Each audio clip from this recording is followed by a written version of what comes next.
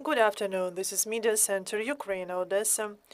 We continue for today with the next cultural topic, namely why we should entertain children during the war.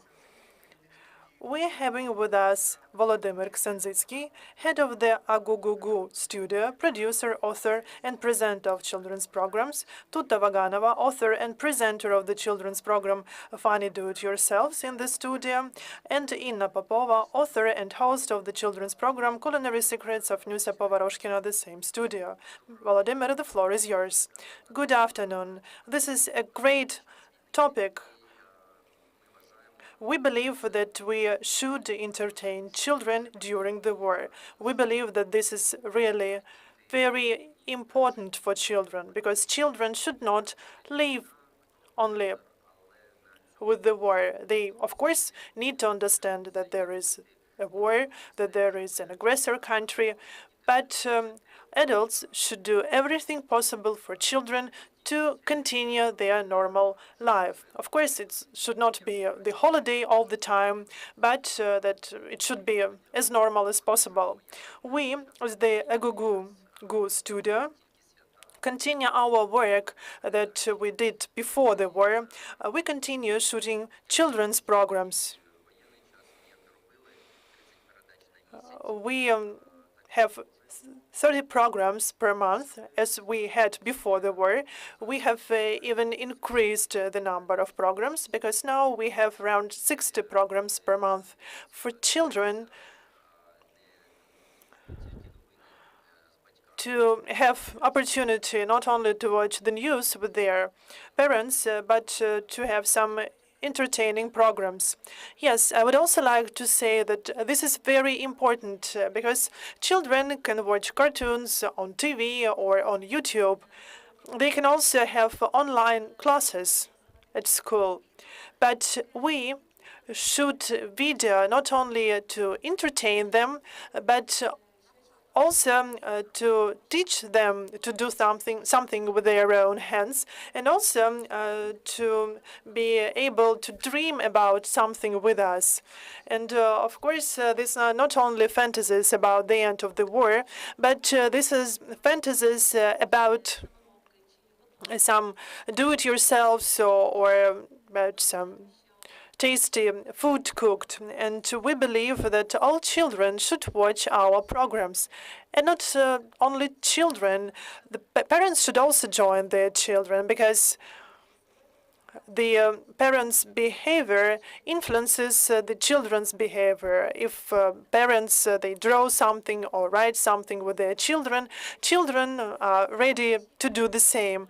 That's why we are happy to shoot programs with do-it-yourself for children to learn something new. Inna, the floor is yours now. I can only repeat what has been said. We continue working for children. We continue shooting useful programs for the artistic and emotional development of our children, for them to be distracted from the war, for them to have a break from online school classes, because now the situation is different, because the remote learning is not the conditions that children are used to, and we need to support them here as well. So we continue our work. We continue to create something with our children. Can you share details about your trip abroad? As far as I understand, that was for the children who were first to flee Ukraine after the 24th of February. Yes, with the start of the full-scale war, we started the tour around Ukraine, including the western regions of Ukraine. And we noticed that the number of children decreased, and the parents had no money to buy tickets. But we also saw that children had left the country. That's why we decided to visit those children who had to flee Ukraine. We were told that that was impossible, that men were not allowed to leave Ukraine, but we had this aim. We produced the New Year performance, and then on the website of the Ministry of Culture, I found the information about algorithm allowing the theatrical troops to leave the country. So the process was really very complex. We had to accumulate a lot of documents, but that's great when the country gives you a clear plan of what you should do to go abroad. So we succeeded, and there was one more condition of the Ministry of Culture. We shoot the program, we showed the program, we showed the performance, we had the green light, and we were able to go abroad. We visited Germany, we visited Moldova, and saw a lot of Ukrainian children there. We had 25 performances in Germany, and 2 performances in Moldova, so that were huge halls for about 1,000 seats, and they were almost full. In Prague, the hall was overcrowded. We did not have possibility to communicate a lot with our audience because we had only 27 days that we could spend there, because we were allowed to leave Ukraine only for 30 days. But after every performance, we tried to communicate with our audience for around 25-30 minutes, just to prepare our own statistics and to analyze the situation, to understand what we should further on, what language to use. And we were really astonished because there were a lot of people from Kharkiv, Kherson, Mariupol, Kyiv, Odessa, and people from Odessa even recognized us, so they approached us. And we were always also surprised to have a lot of people from Moscow, from Russia, and men from there approached us, telling how they escaped Russia, and they also thanked us for being there, for giving this holiday to children that was different from what they saw in Germany. There are a lot of children there, indeed, and unfortunately, during those short communications that we had, we understood that a few children would come back because their children go to school, and this is also the problem because this is a stress for our children. The system, the educational system is completely different. And if they are able to adjust to the system, I'm not sure that the parents would be able to bring their child back to our system, because that would be also stressful for children. Children started learning language there, they have adjusted to the rules there, and it would be stressful for the children to come back here to Ukraine. It depends for how much time the families are going to spend there. Yes, sure. And 90% of children did not believe us that we had not bribed anyone to leave Ukraine. And yes, we can honestly say that this is like free of charge. Yes, we had to collect a lot of documents. There were a lot of checks, verifications before the trip, that we had to provide evidence to prove our activity, to prove that we were going to return to Ukraine. And there were a lot of proposals to stay there abroad. People told us that that was important for us to continue our work, but we had to come back because we wanted to earn some money there, because the Ministry of Culture allowed us to earn money there, so that there were free tickets for all refugees, but those people who wanted to buy tickets had such an opportunity.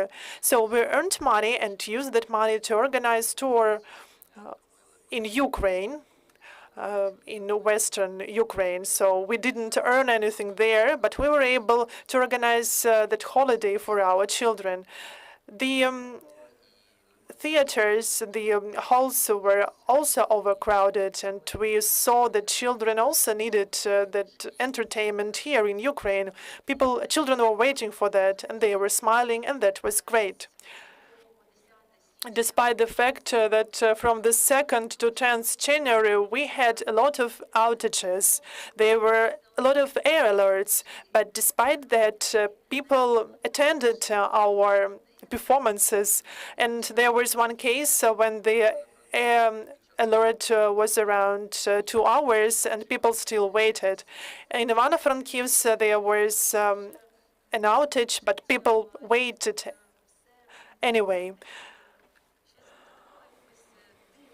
And we actually perceived this as kind of a miracle, because children were so happy, and perhaps we were even more happy than the children that attended our performance, because for the whole year we had no such big tours or such big performances, so we charged ourselves there. And there was the difference between summer and winter tour in Ukraine. And in the summer, it was really very difficult for parents to convey the message to the parents that children should attend such performances, because parents, they were afraid of air alerts or shellings. And during winter, everything was even better, because people had just got used to that. You've been working with the children audience for many years, and there is the question, how has the audience changed in the 24th of February? This is one case when children left at the beginning.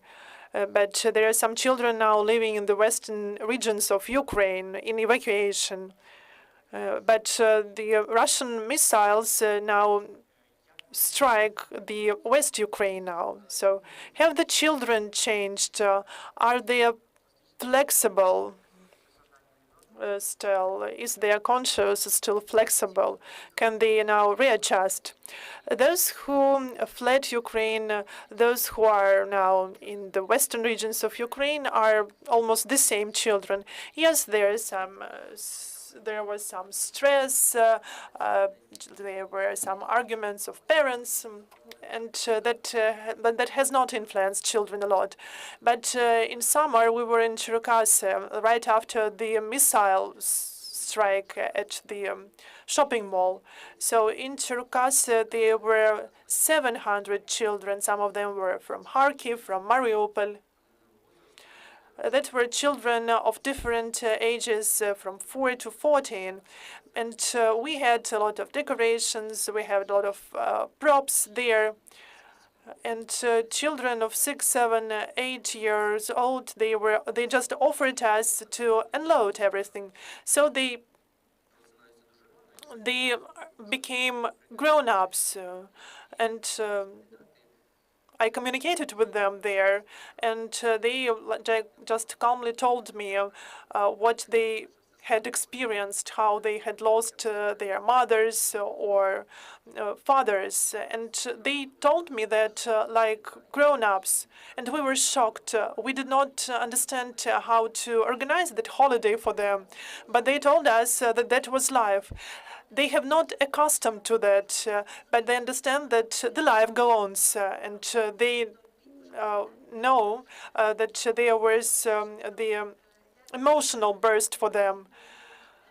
And because for me, actually, it is difficult to be there. But you know, children all the time educate us. We develop with them, thanks to them every day. But at that point, they also educated us, because we didn't know what attitude to have, should we have to that. And they showed us that we need to live on. The small children, they explained us that we still should be surprised, believe in miracles, and continue breathing and continue living. And that was our award.